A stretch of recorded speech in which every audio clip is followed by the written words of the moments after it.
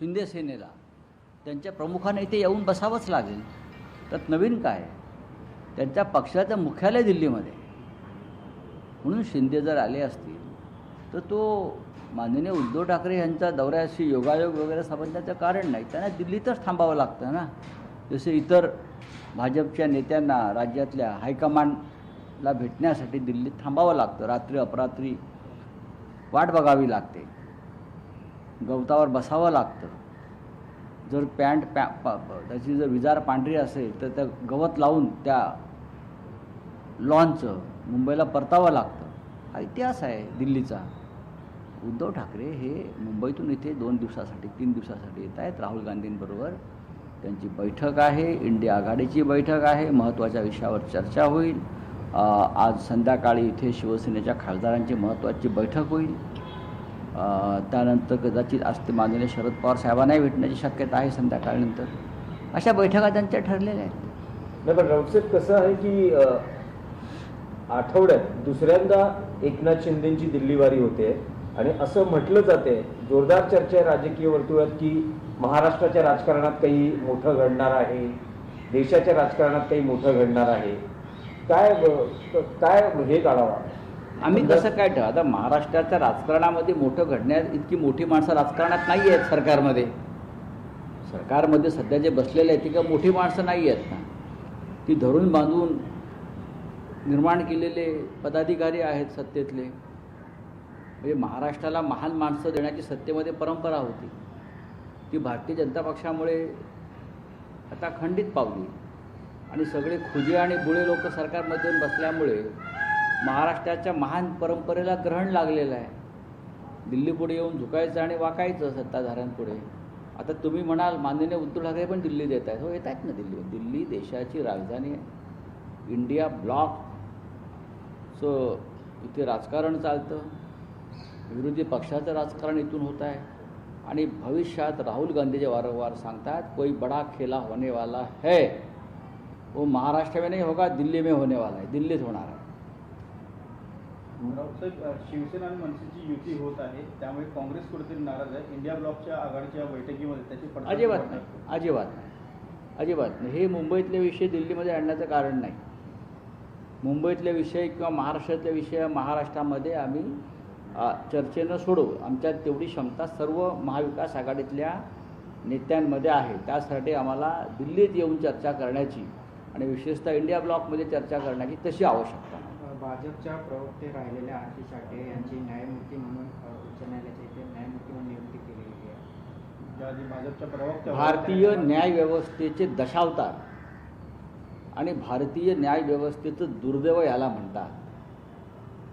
एक लक्षात घेतलं पाहिजे, पक्ष कोणताही असेल, पण भारतीय जनता पक्षाच्या काळामध्ये त्या पक्षाचे जे प्रवक्ते राहिलेले आहेत, ज्याने भाजपा विरोधकांवर अत्यंत कठोर शब्दात टीका केलेली आहे आणि मोदी शहांच्या चुकीच्या भूमिकांनाही समर्थन दिलं आहे, अशी व्यक्ती ती कोणी असेल तिला मुंबई उच्च न्यायालयाच्या न्यायमूर्तीपदी नेमणं हे मुंबई उच्च न्यायालयाच्या महान परंपरेला कलंकित करणारं आहे. मी कोणाही वरती आमचा व्यक्तिगत आकस नाही, पण भारतीय जनता पक्ष सत्तेत आल्यापासून आपण पाहिलं असेल तामिळनाडूमध्ये सुद्धा, तिकडल्या चेन्नई कोर्टातसुद्धा भाजपा प्रवक्त्या एक महिला आहेत, त्यांनाही हायकोर्टाच्या न्यायमूर्तीपदी नेमलं. आणि आता मुंबई हायकोर्टामध्ये सुद्धा भाजपा प्रवक्त्यांना न्यायमूर्तीपदी थेट नेमलं आहे.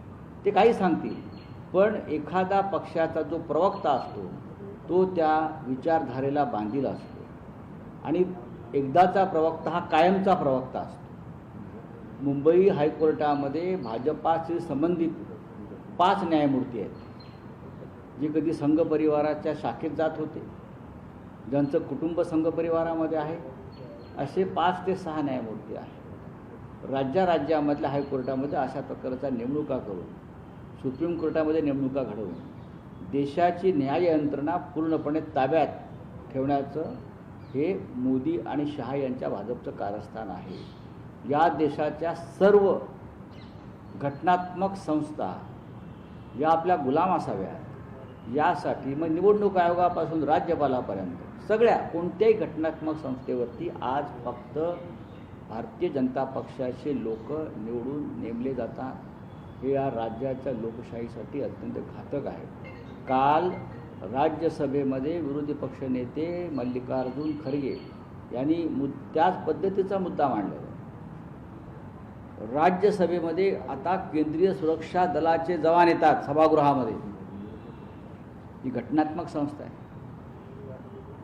संसदेची स्वतःची एक सुरक्षा यंत्रणा आहे पार्लमेंटची, आणि ह्याच पार्लमेंटच्या सुरक्षा यंत्रणेनं जेव्हा पार्लमेंटवरती हल्ला झाला तेव्हा दहशतवाद्यांशी लढाई करून प्राणांची आहुती दिलेली आहे आपली संसद वाचवण्यासाठी. आज मोदी आल्यावर, शहा आल्यावर नवीन संसदेमध्ये केंद्रीय सुरक्षा दल, केंद्रीय औद्योगिक सुरक्षा दल जे अनेकदा भारताच्या सीमेवर असतात, जे एअरपोर्ट असेल किंवा अनेक जी संस्थान आहेत देशाची त्यांची सुरक्षा करतात, ते राज्यसभेच्या सभागृहामध्ये येतात. केंद्रीय CISF. आमचा प्रश्न त्यांना होता की हे खासदार जे बसलेत विरोधी पक्षाचे ते अतिरेकी आहेत का, की तुम्ही ते यांना आतमध्ये आणता, आम्ही अतिरेकी आहोत का? अशा पद्धतीनं न्याय यंत्रणेमध्ये सुद्धा त्यांनी आपली माणसं घुसवलेली आहे. निवडणूक आयोग हा त्यांचा गुलामच आहे देशाचा, महाराष्ट्राचा जो काय असेल तो.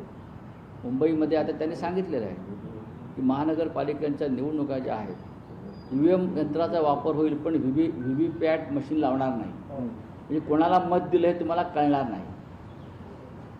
मग निवडणुका घेत्या कशा करता?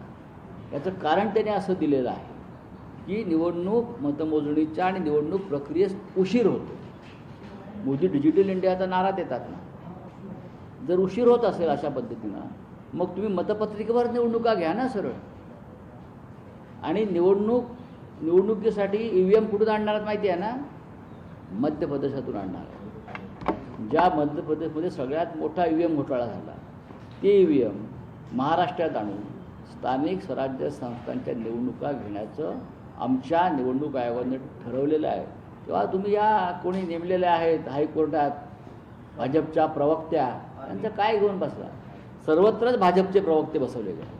नाही, राऊतसाहेब, मध्यंतरी सरन्यायाधीश भूषण गवई यांनी पक्ष बदलासंदर्भात, आमदार ज्या पद्धतीने पक्ष बदलतात त्या संदर्भात काही महत्त्वाची आणि गंभीर विधानं केली होती. याच महिन्यात शिवसेना पक्ष आणि चिन्हाबाबतीत आहे ना पुन्हा सुनावणी सुरू होते आहे. तर त्यामुळे शिंदे शिवसेनेत काही अस्वस्थता आहे का, आणि त्यातूनच शिंदेंच्या दिल्ली वारी वाढलेल्या आहेत असं तुम्हाला वाटतं, की काही राजकीय कारण आहे? मला राजकीय कारण अजिबात वाटत नाही. कारण राजकीय कारण करण्यासाठी राज्याच्या उपमुख्यमंत्र्यांना दिल्लीत यावं लागेल असं वाटत नाही. कारण दिल्लीतून आदेश होतो त्यानुसार त्यांचे ते पालन करतात. ही भाजपची परंपरा आहे. आता ते काय सेटिंग बिटिंग करायला येत असतील कुठलं तर तो त्यांचा प्रश्न. ते सेटिंग मास्टर आहेत. याआधीचे निकाल त्यांनी कसे घेतले पक्षांतरा विरोधी कायद्यासंदर्भात, विधानसभेतले निकाल 40 आमदार अपात्रतेसंदर्भात, किंवा धनुष्यबाण आणि शिवसेना हे नाव मिळवण्यासंदर्भात ते जे त्यांनी निकाल घेतले ते निकाल काय सहज मार्गानं आणि कायदेशीर मार्गाने घेतलेले नाहीत. ते अशाच प्रकारे सेटिंग बिटिंग आणि गॅम्बलिंग करूनच घेतलेले आहेत. आणि देशाचे गृहमंत्री किंवा प्रधानमंत्री जर त्या गॅम्बलिंगमध्ये सहभागी असतील तर न्यायालयाच्या न्यायमूर्तीपदी भाजपचे प्रवक्ते नेमले जाणारच. जम्मू काश्मीरचे माजी राज्यपाल सत्यपाल मलिक यांचं निधन झालेलं आहे. होय.